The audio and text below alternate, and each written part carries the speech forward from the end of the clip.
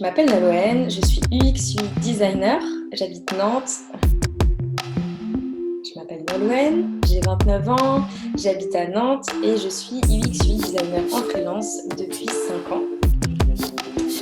C'est pas évident de se voir en caméra.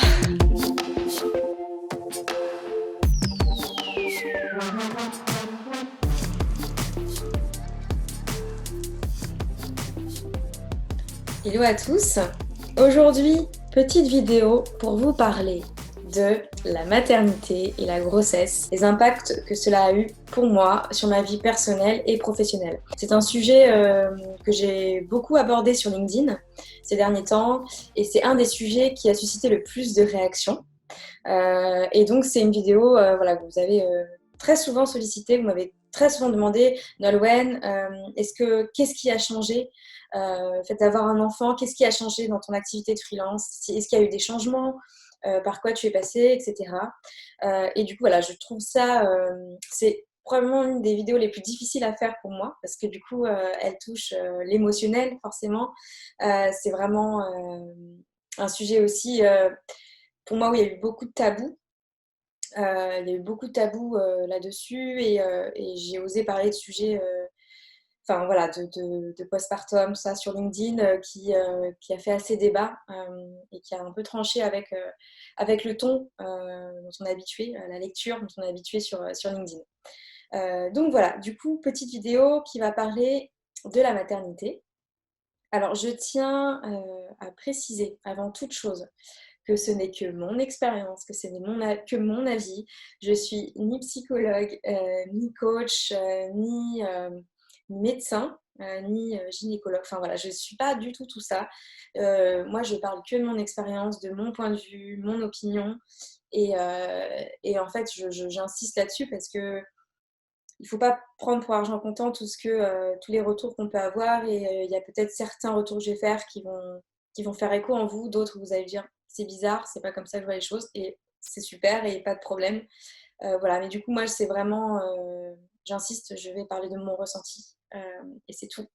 Mon ressenti, de la façon dont je vois les choses, et voilà, en espérant que ça puisse vous donner des informations, voilà, ou juste vous informer différemment, venir compléter ce que vous avez pu entendre par ailleurs.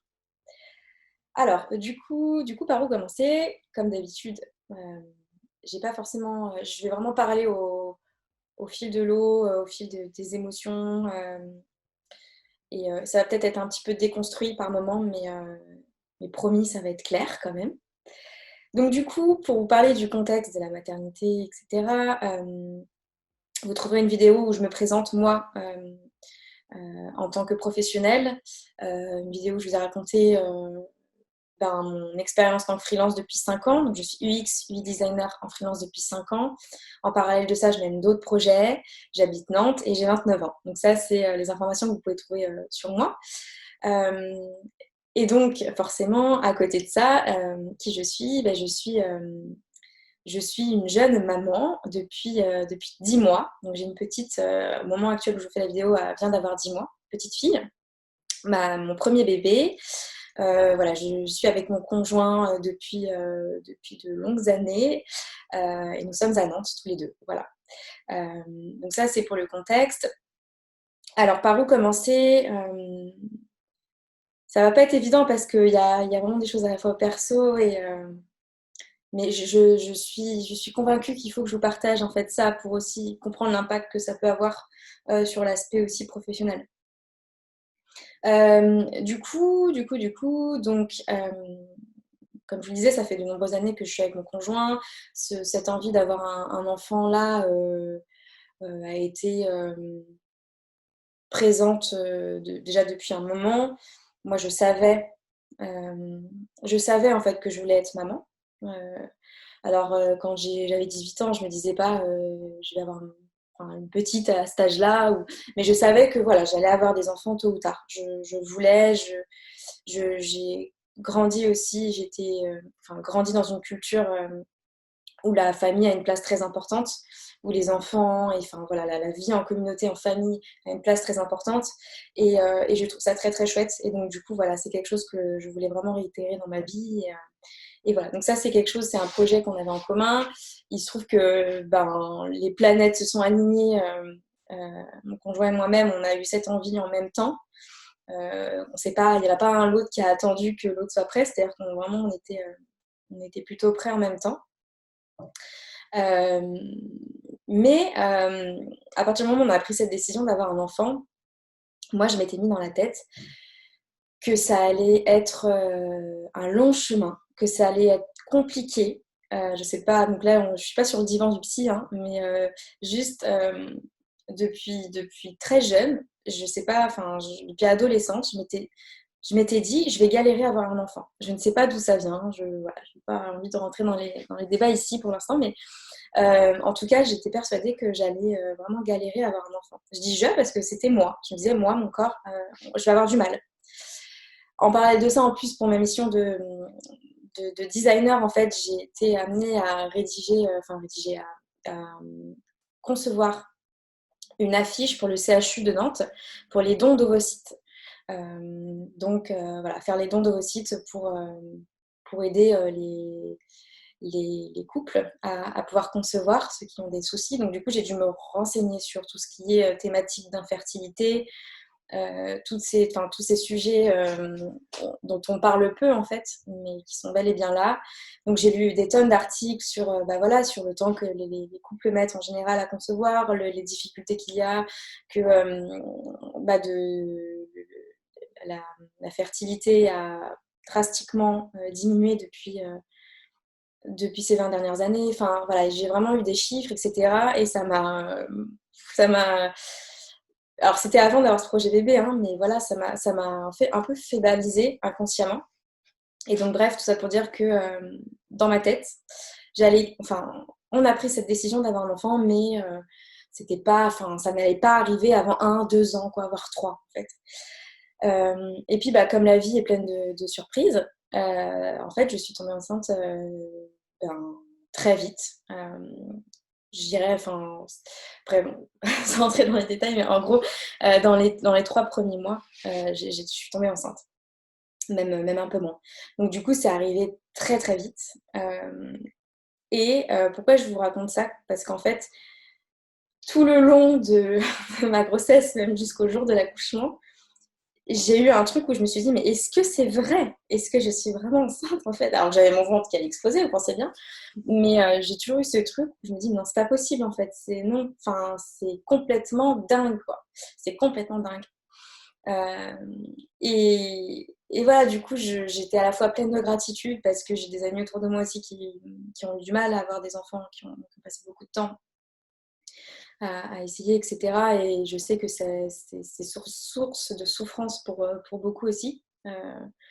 Et du coup, voilà, moi j'étais là, waouh, mais c'est juste incroyable comme la vie, elle peut te réserver des surprises comme ça. Donc j'étais très touchée et en même temps, du coup, je m'étais tellement mis dans la tête depuis tellement d'années que j'allais galérer que en fait, voilà, j'ai pas réalisé tout de suite. Voire j'ai pas réalisé tout court jusqu'au jour de mon accouchement. Euh, donc voilà pour le contexte. Pour la grossesse, alors là aussi, j'ai eu énormément de chance. Tout s'est très bien passé. J'ai eu aucun souci de santé. J'ai eu des nausées au premier trimestre assez violentes quand même,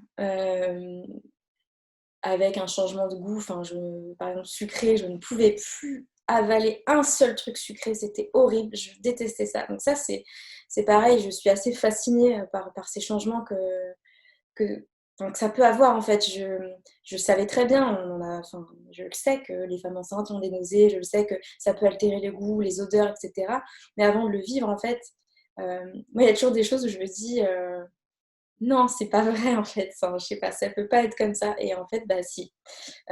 Si, tout à fait. Enfin, pour moi, ça a été le cas en tout cas. Ça a vraiment altéré complètement mon goût. Donc bref, du coup, j'ai perdu 3 kilos au premier trimestre. Mais non, franchement, ça s'est très bien passé. J'étais active jusqu'au bout.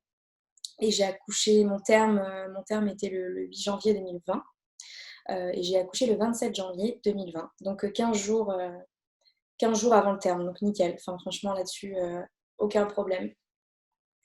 Par rapport à mon activité pro, du coup. Ça a été quelque chose, comment dire, d'assez stressant quand même parce que je me disais: «OK». En fait, si vous voulez, c'est des questions que je me posais déjà avant de vouloir, un enfant. Enfin, je me disais, «Attention Nolwenn, tu es indépendante, tu vas pas retrouver ton salaire, enfin, tout de suite. C'est pas tu n'es pas salariée, en fait, et il y a des vraies différences avec ça. Est-ce que tu es prête à le faire parce que ça marche bien ton activité? Est-ce que ça vaut le coup?»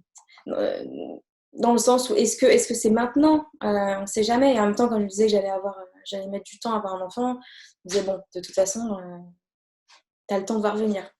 Mais voilà, je m'étais quand même dit: «Je veux me lancer quand je serai prête», et pas on ne sait jamais. Bien sûr, j'avais quand même une part de moi qui me disait: «Bah, je peux quand même tomber enceinte, du jour au lendemain».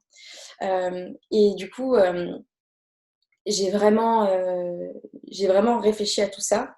Mais il y a comment dire? Il y a heu,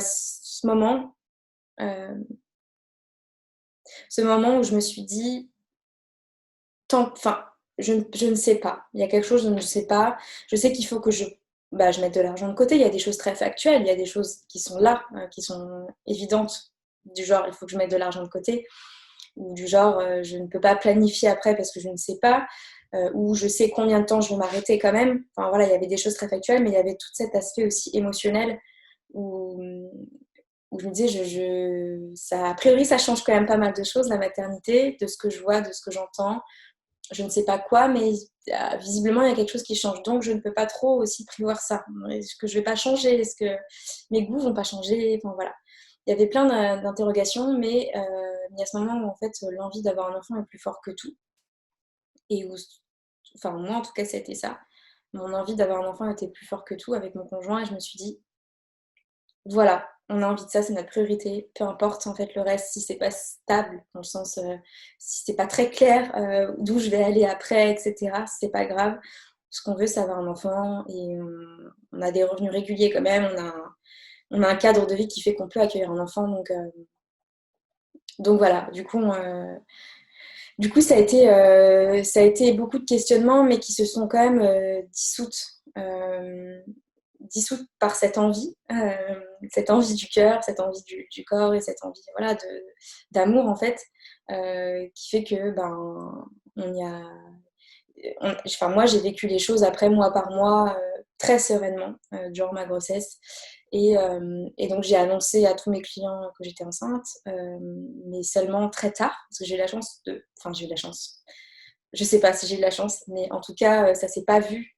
Ça s'est vu qu'à partir, je dirais, du 6e mois, 7e mois même, que j'avais vraiment un ventre de femme enceinte, mais sinon, ça se voyait pas. Et puis, en outre, enfin, je fais beaucoup de visio, donc de toute façon, comme vous voyez, ça s'arrête avant. Donc on ne pouvait pas forcément deviner. Et comme j'avais une pêche de ouf, on captait rien. Du coup, j'ai décidé d'annoncer ma grossesse sur LinkedIn en premier. Une des vidéos qui a fait le plus de vues de toute l'existence de mon profil LinkedIn. J'ai eu plus de 100 000 vues sur cette petite vidéo qui dure 8 secondes, où juste j'ai mon Max sous le bras et j'avance, enfin je me filme dans le miroir, j'avance et puis je me tourne de profil, et là on voit mon ventre. On voit mon ventre arrondi, donc j'annonce que je suis enceinte, et que je suis aussi à la recherche de retour d'expérience de freelance par an. Voilà, donc c'est une vidéo qui a été vue de nombreuses fois du coup, avec beaucoup de commentaires, beaucoup de personnes qui sont venues vers moi pour me donner des conseils. En fait, moi, j'étais vraiment en recherche de ça, en recherche de... En fait, je suis quelqu'un qui a énormément d'ambition professionnelle, parce que je suis passionnée. Je suis passionnée, j'adore faire plein de choses, donc en fait, j'avais vraiment cette peur, qui était de me dire, à partir du moment où je vais avoir un enfant, est-ce que je vais pouvoir faire tout ce que j'ai envie de faire?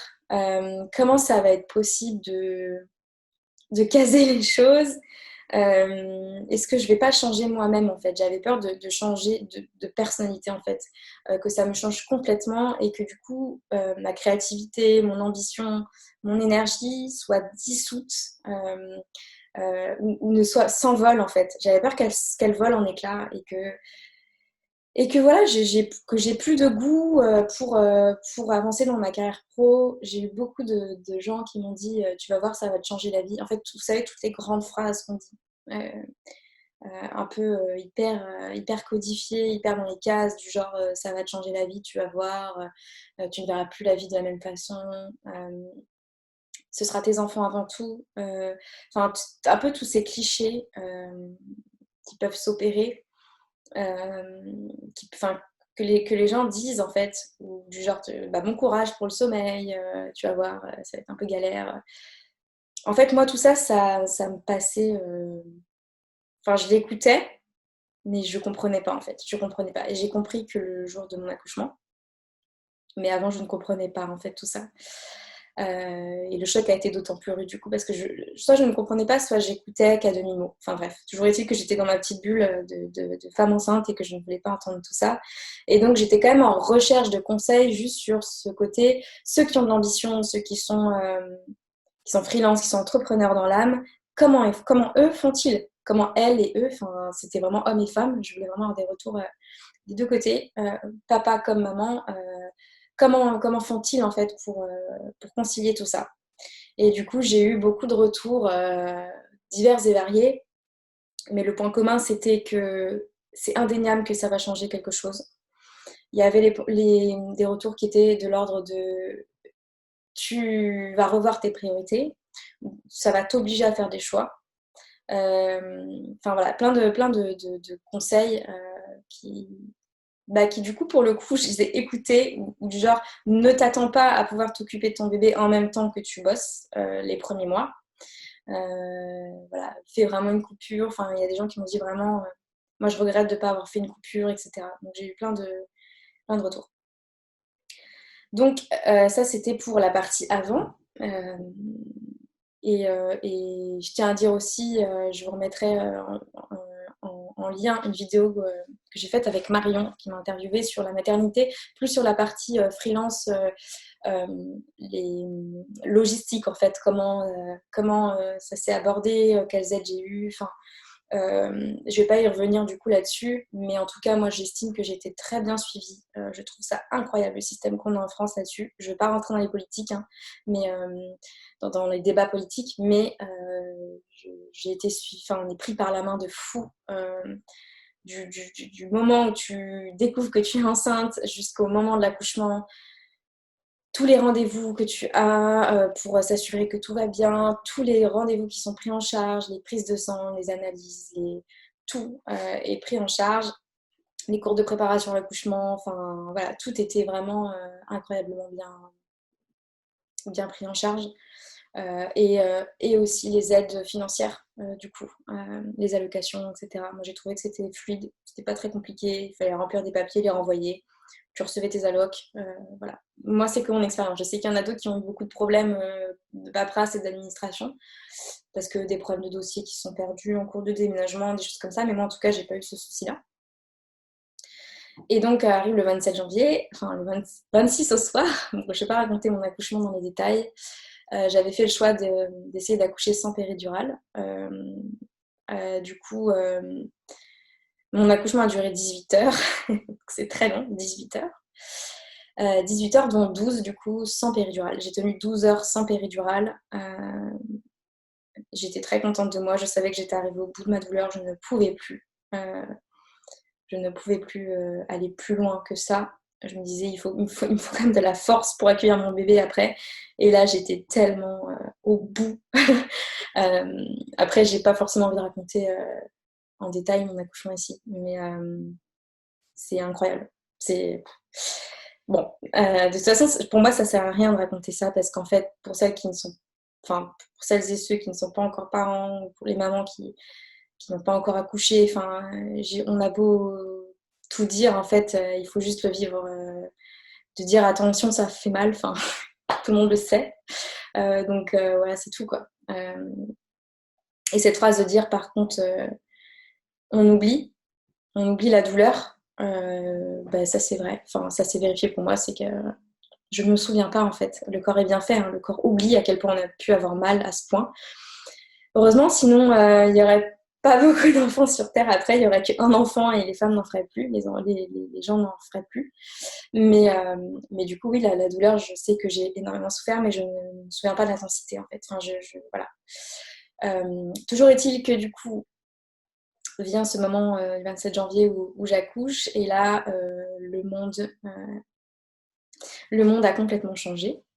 Ma vie pro comme perso. Même 10 mois après encore, j'y repense de ce jour comme un truc de fou. Alors, mon accouchement s'est bien passé. Ça a duré 18 heures, mais ça s'est très bien passé. J'ai eu mon bébé, j'ai eu ma petite avec moi dès le départ, très bonne santé, tout nickel. Donc vraiment ça, merci. Enfin, je remercie. Je ne suis pas croyante, mais voilà, je remercie tout pour avoir eu cet accouchement vraiment au top. Donc ça s'est très bien passé.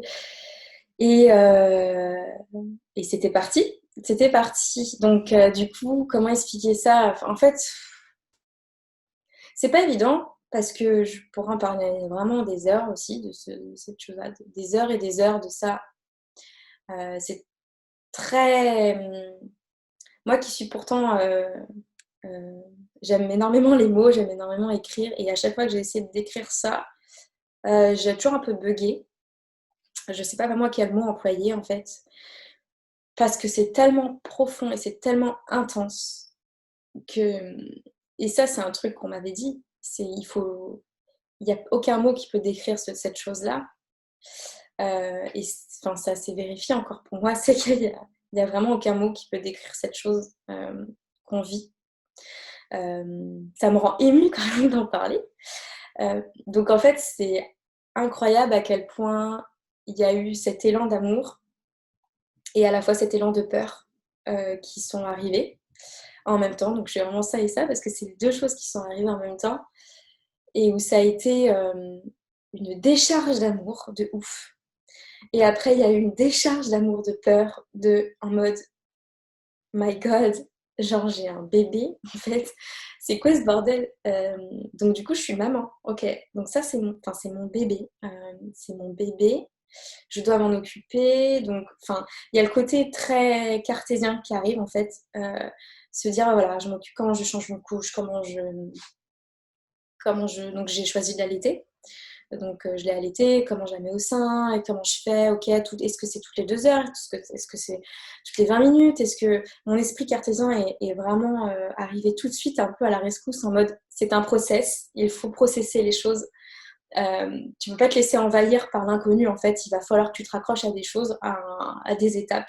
Et donc là je demandais un max de trucs aux sages-femmes sur vraiment bah dites-moi en fait dites-moi comment faire, comment ça fonctionne en fait un bébé quoi, parce que juste enfin voilà, moi je m'étais pas préparée du tout à ça, j'avais rien lu sur l'allaitement, j'avais rien lu sur l'après, voilà, je m'étais vraiment laissée guider. euh, il faut savoir que bah, le jour même de mon accouchement, je me suis mise à essayer de me raccrocher à qu'est-ce qui n'avait pas changé. Donc, pour moi, en fait, je mesurais déjà à quel point ça pouvait changer toute ma vie, à quel point ça changeait toute ma vie d'avoir ce petit être avec moi, que j'aimais de ouf. Ça a été un coup de foudre, en fait, dès le départ. Quand je l'ai vu, j'ai fait rire toute la salle, parce qu'apparemment, la salle d'accouchement, dont mon conjoint, parce qu'à peine qu'elle était sortie, à peine j'ai dit, mais elle est magnifique. Moi, j'ai l'impression que ça a été déjà sorti depuis hyper longtemps. Et, et le premier mot que j'ai dit, c'est, mon Dieu, elle est magnifique. Euh, et voilà, alors qu'elle était, vous voyez les images quand un bébé sort, il n'est pas tout rose, mais moi voilà, je sais pas, je la trouvais oufissime, belle comme pas possible. Et ça a vraiment été un coup de foudre dingue, mais en parallèle, après, ça a été le côté, elle est magnifique, mais c'est mon bébé du coup, mais qu'est-ce que ça implique? Enfin, il y a vraiment ce côté retour où de nouveau j'étais moi la petite fille, il fallait me dire quoi faire quoi.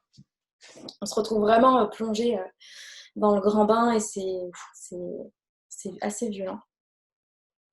Et il faut donc voilà, pour accrocher les wagons, du coup j'étais vraiment en recherche aussi de me dire ok, qu'est-ce qui n'a pas changé? Ce qui n'a pas changé, c'est que j'ai toujours mon téléphone avec moi. Ouf, je vais pouvoir regarder mes mails, je vais pouvoir regarder mes mails de boulot, je vais pouvoir regarder Instagram, je vais pouvoir regarder Facebook, je vais pouvoir parler, je vais pouvoir regarder des séries Netflix, je vais pouvoir, ouais, tout ça, ça change pas. A priori, je peux quand même le faire encore. Ouf, ma vie, elle n'a pas complètement changé. Donc du coup, je me suis mise à penser boulot, à regarder mes mails, ouais, à penser taf, à écrire des... Enfin, je parlais pas à mes clients, parce que j'avais décidé vraiment de couper avec mes clients et de dire je ne prends pas de nouvelles missions, mais par contre j'écrivais plein de nouvelles idées, j'étais vraiment très active là-dessus, mon cerveau tournait de ouf, alors même que je peux vous dire, hein, les 4 premiers jours, on est resté 4 jours à la maternité, ouais 4 on va dire, 4 bonnes journées. J'ai dû dormir franchement, je crois que je pense vraiment que j'ai dû dormir 2 heures par jour. Je sais pas comment j'ai fait, mais je n'ai dormi que 2 heures par jour, avec des petites siestes de 5-10 minutes dans la journée. Parce que ben, elle pleurait, parce qu'elle voulait le sein, parce que l'allaitement, ça prend énormément de temps à mettre en route. Je ne sais pas comment, c'est incroyable comment le corps humain peut tenir. Hein. Dormir 2 heures par jour pendant 4 jours après un accouchement de 18 heures, dont 12 sans péridurale. Moi, je suis encore hyper choquée. Je me dis, mais comment c'est possible en fait? Et il faut savoir que moi, avant, et même encore maintenant, je suis une grosse dormeuse et moi, j'ai besoin de 10 à 12 heures de sommeil par nuit. Et ça, c'est vraiment... c'est vrai, enfin, c'est véridique. J'ai toujours eu besoin depuis que je suis toute petite. J'étais la première couchée dans ma famille. Je disais à 8 heures du soir, je disais, bah, je vais me coucher. J'avais 11 ans. Enfin, juste, ouais, j'ai toujours eu besoin d'énormément dormir. Et ouais, si je dors 10 heures, c'est très bien. Et si je dors moins, bah, je rattrapais le week-end et je faisais des nuits de 12 heures. Enfin, voilà, c'était assez fou. C'est encore d'autant plus fou quand on sait ça et que ben, j'ai quand même tenu dormir que 2 heures par nuit pendant une semaine, quoi, après mon accouchement. Et donc ça, c'est l'aspect perso. Là où ça a impacté le pro, c'est que bah, du coup, j'ai pas fait de coupure. Je n'ai absolument pas fait de coupure parce que j'ai eu ce besoin. Moi, je pense que je ne sais pas comment... J'aime pas trop mettre des étiquettes. Je pense que j'ai eu comme une sorte de baby blues ou un postpartum assez violent quand même dans la prise de conscience. Et du coup, je me suis raccrochée à mon boulot parce que j'avais besoin de ça. Et tous les conseils que j'avais pu recevoir sur ben, c'est important que tu fasses une coupure Nolwenn, tu verras, il faut vraiment que tu coupes, etc. Profite de ton bébé. Moi, au final, ça m'a plus culpabilisée parce que je me suis dit, purée, je profite pas d'elle parce que je pense au boulot. Mais pourquoi je pense au boulot? Et je m'en suis voulu de ça, alors qu'au final, avec le recul, je sais que j'avais besoin de ça, en fait. Et le conseil que je pourrais donner, du coup, à la suite de ça, c'est de dire, ok, on vous conseille de faire une coupure, mais juste, vous ne savez pas comment vous allez réagir. Si vous sentez que vous avez besoin de bosser, de penser au boulot, et ben c'est fine, quoi, c'est ok. C'est ok et juste c'est que vous aviez besoin de ça en fait pour cette étape-là. En tout cas, moi, c'est ça, j'avais besoin de penser au boulot aussi, j'avais besoin de voir que ma vie n'avait pas complètement changé. Et c'est un peu ce qui m'a, alors je veux dire sauvée, c'est pas le terme, mais en tout cas, je me suis raccrochée à ça et du coup, je n'ai jamais été autant génératrice d'idées que pendant cette période qui a été l'une des plus dures de ma vie, honnêtement. L'après-accouchement, alors là, autant on est super suivi pendant la grossesse, mais autant après, néant, c'est le néant. On est vraiment... bah, enfin, après, c'est la vie, hein, je veux dire, on est lâché dans la nature. À la sortie de la maternité, moi, j'ai presque eu envie de revenir, en fait. Je me suis dit, mais non, mais laissez-moi dans la chambre de la maternité, en fait, parce que je peux appeler les sages-femmes quand je veux. Je peux... Voilà, je suis dans un cocon, en fait. Et quand je suis sortie, je ne pourrais pas vous expliquer ce que ça m'a fait, mais de revoir les voitures, de revoir le monde tourner, enfin, je me souviens, il faisait froid. Enfin, je me dis, mais ouais, c'est quoi? J'étais pas sortie pendant une semaine parce que j'avais vraiment du mal à me lever. Et, euh, et de voir ça, je me dis, mais non, mais là, je reviens à la vie avec un bébé, en fait. C'est juste dingue. Et moi, ça m'a vraiment... et ouais, il y a eu ce truc où, bah, ça y est, maintenant, on est seul, en fait. Faut gérer, là. Là, faut gérer. Et j'ai la chance inouïe. Je parle pas beaucoup de mon conjoint dans cette vidéo, mais il faut savoir que j'ai la chance. Enfin, c'est une chance. Pour moi, c'était de toute façon une condition qu'il fallait que le père de mes enfants soit impliqué. Si je sentais que c'était quelqu'un qui n'allait pas être impliqué, je pense que je n'aurais pas été en couple avec cette personne, tout simplement. Mais, euh, mais il a été présent énormément. Il a été présent à la maternité. Alors, j'ai eu la chance que c'était juste avant le confinement et juste avant la crise sanitaire, hein, vraiment juste avant. Donc ça, j'ai eu énormément de chance. Mais du coup, il a pu rester avec moi à la maternité. On a demandé un lit d'appoint dans la chambre. Et ça, mais ça, c'est le conseil ultime. Si vous pouvez faire ça, si votre conjoint peut être là avec vous, mais pas seulement, genre, il arrive à l'accouchement, il repart à 20h quand les visites sont terminées. Enfin, moi, je n'ose même pas imaginer ce que ça aurait été sans lui, en fait, sans sa présence H24 pendant toute cette semaine-là. Donc, en fait, il a été vraiment présent H24 toute cette semaine où j'étais à la maternité. Et il a géré de ouf. Et c'est lui qui a changé les premières couches. C'est lui qui a fait son premier bain. Parce que moi, j'y arrivais pas, en fait. J'étais trop fatiguée, j'étais choquée de me dire, mais comment faire? En fait, je ne sais pas comment faire. J'ai peur d'échouer. Euh, et bon, c'est un peu décousu, je suis désolée, hein, mais du coup, c'est pour vous dire, en fait, moi, ce que ça m'a appris, la maternité, c'est que ça m'a mis en pleine face toutes les peurs que j'avais déjà. J'ai l'impression que ça les a amplifiées. Par exemple, bah, justement, la peur de déranger les gens. J'ai toujours eu peur de déranger les gens. Et en fait, ben, là, ça s'est amplifié parce que ben, un bébé, ça pleure très fort. C'est un truc de fou à quel point ça pleure, ça défonce les oreilles, hein, vraiment. Et du coup, bah, j'avais peur de la sortir parce que j'avais peur que ça gêne les gens, de m'entendre pleurer et que les gens allaient me regarder mal, etc. Peur énormément. J'avais déjà peur du regard des autres. Bah, là, ça a encore amplifié la chose ou l'angoisse de me dire mais comment je fais si elle pleure, quoi. L'angoisse de pas faire les choses à la perfection. L'angoisse de me dire si je me mets mal sa couche, c'est catastrophique en fait, je ne vais pas y arriver, donc je ne peux pas le faire parce qu'il faut savoir bien mettre une couche et moi je ne sais pas, donc je ne peux pas.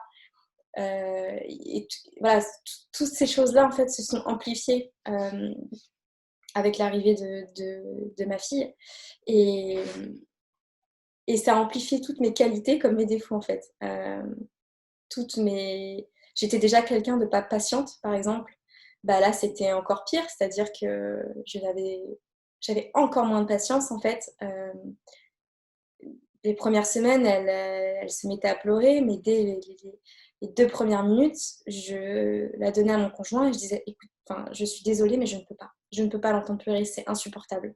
Je l'ai donné et je suis partie dans la chambre à côté. J'ai ouvert la fenêtre, donc je suis partie, je suis allée me coucher. J'ai ouvert la fenêtre de ma chambre pour entendre le bruit des voitures en fait parce qu'on est sur un boulevard assez passant euh, pour, euh, pour entendre des bruits de voitures en fait et du coup ça camouflait les pleurs de ma fille et ça je l'ai fait sans aucune culpabilité parce que en fait je, je pouvais plus donc ça a été la culpabilité est arrivée un petit peu après mais en tout cas ça a été assez violent sur tout ça et ça a amplifié tout ça a aussi amplifié mes qualités comme je disais.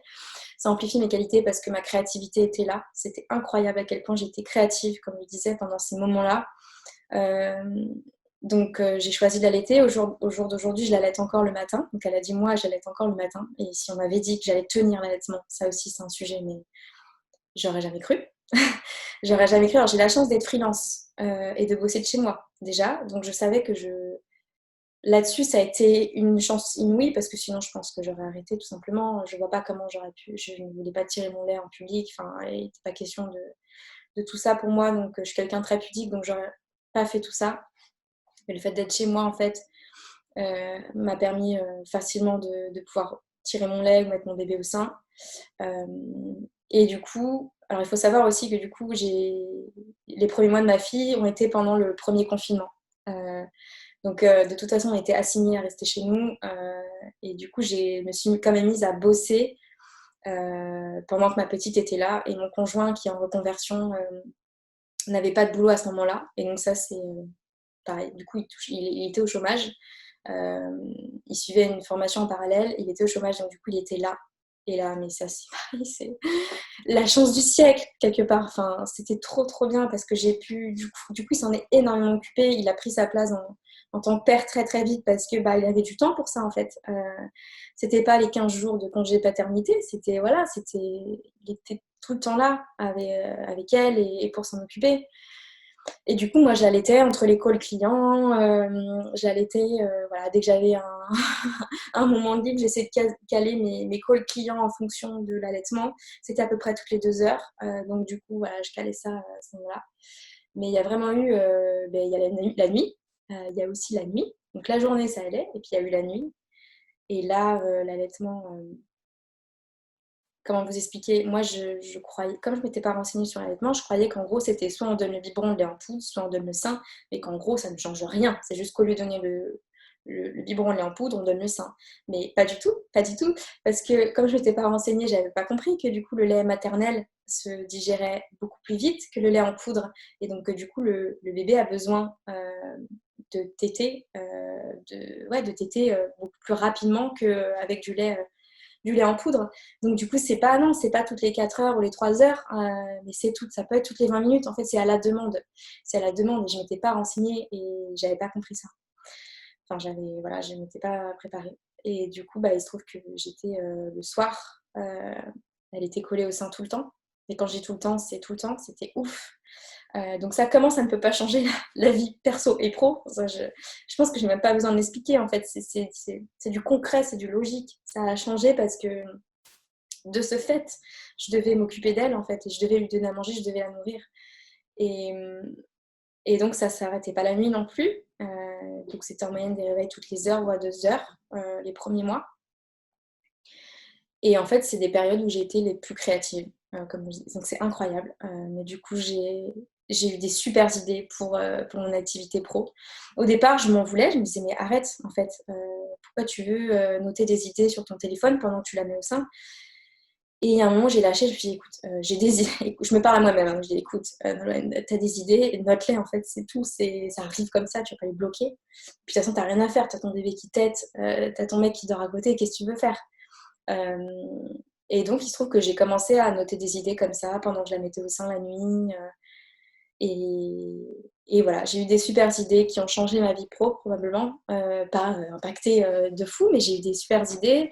Des idées de façon de vendre mes services, de me présenter, des idées pour Freelance Travel, pour mon projet de coworking entre freelance. Voilà, j'ai eu plein d'idées trop chouettes et que j'ai notées et ça a été une période intensément créative et intensément fatigante. J'ai été fatiguée à un point.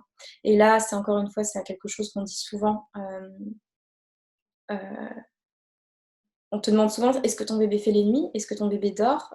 Ça y est, il fait ses nuits. Et ça, c'est quelque chose qui me saoulait énormément parce que je me disais, mais pourquoi on me pose cette question? Surtout quand ton bébé fait pas ses nuits. Mais je comprends aussi pourquoi. Pourquoi? Parce que ça génère une fatigue. C'est ceux qui sont parents savent en fait. Il n'y a que ceux qui sont parents qui savent. Je suis désolée pour ceux qui ne sont pas parents, mais honnêtement, sincèrement, euh, je peux pas l'expliquer à ceux qui ne sont pas parents parce que c'est une fatigue.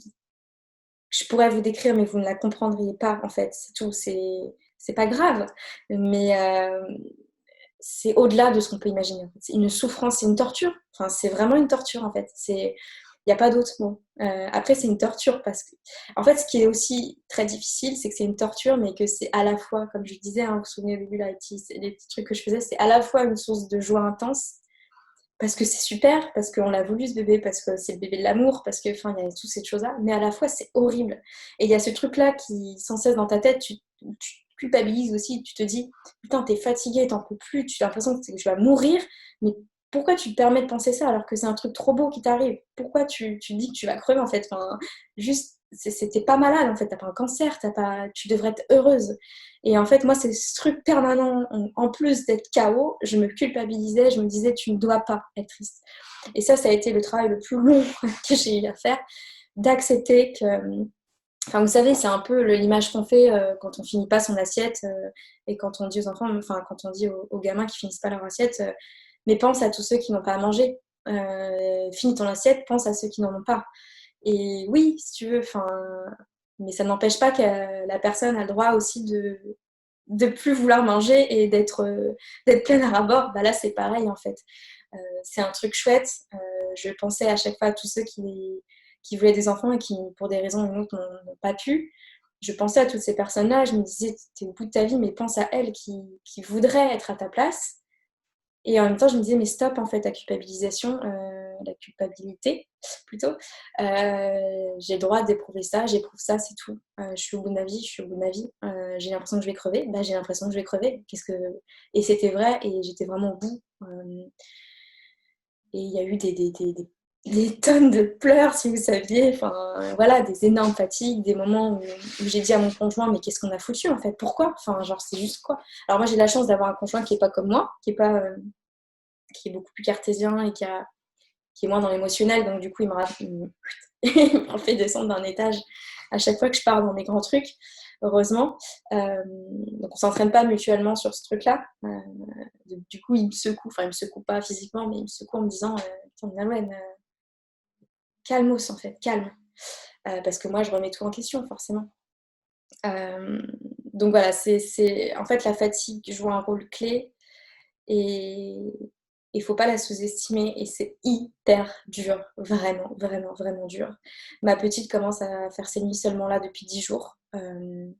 Donc elle a 10 mois et ça fait 10-15 jours qu'elle fait ses nuits vraiment. Quand je dis faire ses nuits vraiment, c'est-à-dire que c'est de 20h30 à 8h30 sans se réveiller.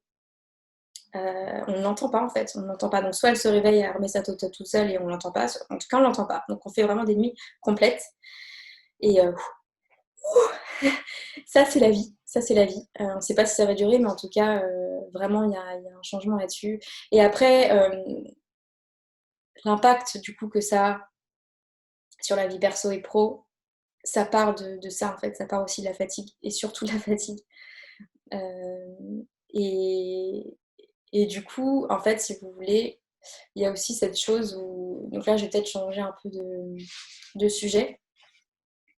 Moi, sur la vie perso, je pense qu'il y a des choses qui sont évidentes, du genre, quand ton bébé, de toute façon, ne dort pas, que tu es KO, bah forcément, ta vie de couple, c'est plus la même. Enfin, je veux dire, ça, c'est une évidence.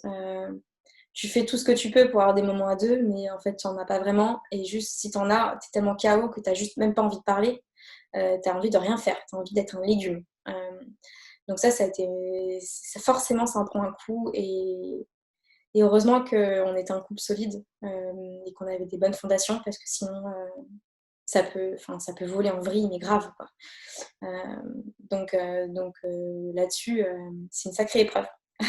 En gros, enfin, il y a... Je pense que c'est l'épreuve ultime, enfin une des épreuves ultimes, la parentalité dans la vie d'un couple. Parce que c'est là qu'on... Bon bref, voilà. Et donc, dans la vie pro, ce que ça a changé pour moi avec ce recul-là, c'est que, en effet, ça m'a permis de revoir mes priorités. En fait, j'ai eu cette chose où j'ai mis 6 mois à réaliser que j'étais maman, à pouvoir dire à haute voix, je suis mère, je suis maman, j'ai une petite fille. C'est bête, mais voilà, j'ai eu beaucoup de mal à l'intégrer et j'avais du mal à dire aux gens, bah ouais, non, mais je suis maman. De l'exprimer à haute voix, c'était pas clair. Donc j'ai mis 6 mois à réussir à dire ça et à vraiment, comment dire, euh, intégrer ça. J'étais mère.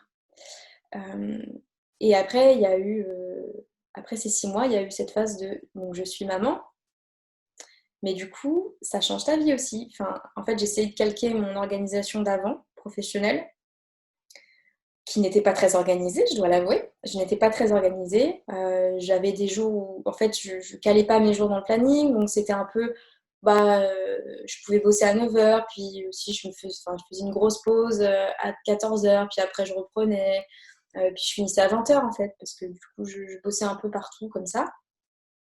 Et j'ai essayé de faire ça en fait. J'ai essayé de recalquer ma même organisation avec ma petite, sauf qu'en fait, je voyais bien que ça ne fonctionnait pas. Soit ça ne fonctionnait pas parce que juste je pouvais pas, il fallait que je m'en occupe. Soit, du coup, je passais pas, j'avais pas de bande passante, j'étais fatiguée ou voilà, je n'avais pas l'énergie d'avant pour pouvoir faire ça, pour pouvoir bosser petite période par petite période. De switcher en permanence en fait. J'avais plus cette énergie de pouvoir switcher en permanence entre pro, perso, pro, perso, pro, perso. Il fallait que ce soit beaucoup plus structuré. Du coup, il y a eu, après ces 6 mois voilà, de prise de conscience d'être maman, il y a eu cette phase-là de me dire mon organisation, du coup, elle a changé. Enfin, elle doit changer parce qu'elle n'est plus la même. Je ne suis plus la même, je n'ai plus la même énergie. Mais surtout, j'ai pris conscience que ma priorité, c'était ma fille et mon conjoint. Et ça, c'est une phrase un peu de bateau. Encore une fois, beaucoup peut-être le disent. Il y en a aussi qui décident que ce n'est pas leur priorité, que c'est pas parce qu'ils ont un enfant que ça devient leur priorité. Fine. Comme je disais, moi, c'est mon expérience de ce dont je parle de ça. Et moi, en fait, ça a vraiment été ma fille. Enfin, c'est ma fille et mon conjoint ma priorité. Et rien que ça, c'est très difficile à dire. Pourquoi? Parce que moi, j'ai toujours vécu pour moi-même. C'est pas pour rien que je suis freelance, en fait. J'ai un esprit d'indépendance très, très marqué. Je déteste l'autorité. J'ai besoin d'avoir un champ libre. J'aime pas, en fait, savoir que j'ai des limites, savoir qu'on m'impose des limites. Je n'aime pas que les autres m'imposent leurs propres projets. J'ai besoin d'avoir les miens. J'ai besoin d'être leader, en fait, de ma vie. Et j'avoue que j'ai souvent été assez égoïste, pas dans le sens fuck les autres, je m'en fous, mais égoïste dans le sens qu'est-ce qui est bon pour moi, qu'est-ce que j'ai envie de faire. J'ai envie de partir toute seule une semaine, je pars toute seule une semaine. J'ai envie de faire ça, je fais ça. J'ai envie d'aller voir des potes, je vais voir des potes. Euh, donc une totale liberté. Euh, et en fait, là, de changer de prix, c'est me dire que c'est plus moi ma priorité, mais que c'est ma vie de famille.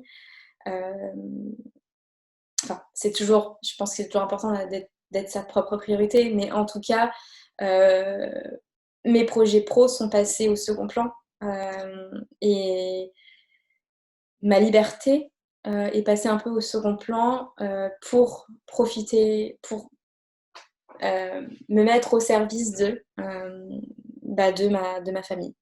Et ça, c'est un vrai changement qui, du coup, est sur le perso et sur le pro.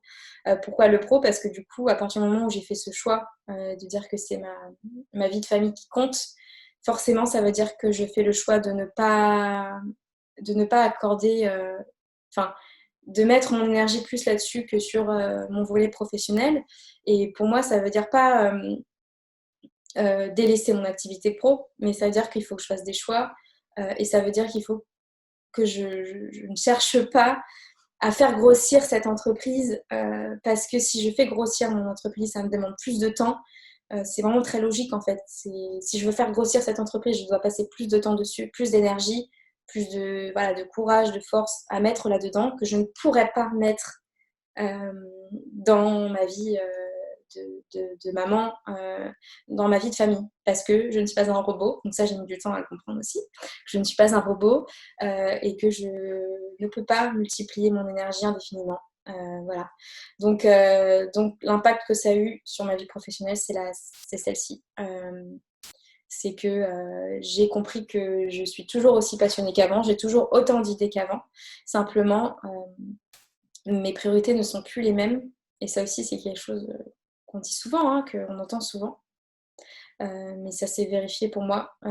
Et c'est parce que mes priorités ne sont plus les mêmes que j'ai décidé de ralentir mon activité pro aussi, en fait. Et de capitaliser sur mon temps perso davantage. Voilà ce que je pouvais dire là-dessus. Je pourrais encore en parler des heures en réalité. Je pense que j'ai pas mal radoté sur cette vidéo, mais voilà, c'est un peu le reflet en fait. C'est cool parce que du coup cette vidéo c'est le reflet de ce qu'est la maternité pour moi. C'est un mélange de tout qui te fait basculer un coup sur le perso, un coup sur le pro, qui te fait basculer sur des raisonnements enfin sur des trucs où t'es presque au bord des larmes quand on parle, et sur des côtés très cartésiens. C'est exactement ça en fait. C'est le résumé de la maternité pour moi, la façon dont je la vis. C'est que c'est un ping-pong permanent entre le bonheur de dingue et la fatigue de ouf, des remises en question et des certitudes. Ça te t'es plus sur quelque chose de linéaire en fait, tout est déconstruit mais il faut pas avoir peur de ça. Et je sais que j'ai une bonne amie à moi qui est aussi freelance et qui m'a posé la question.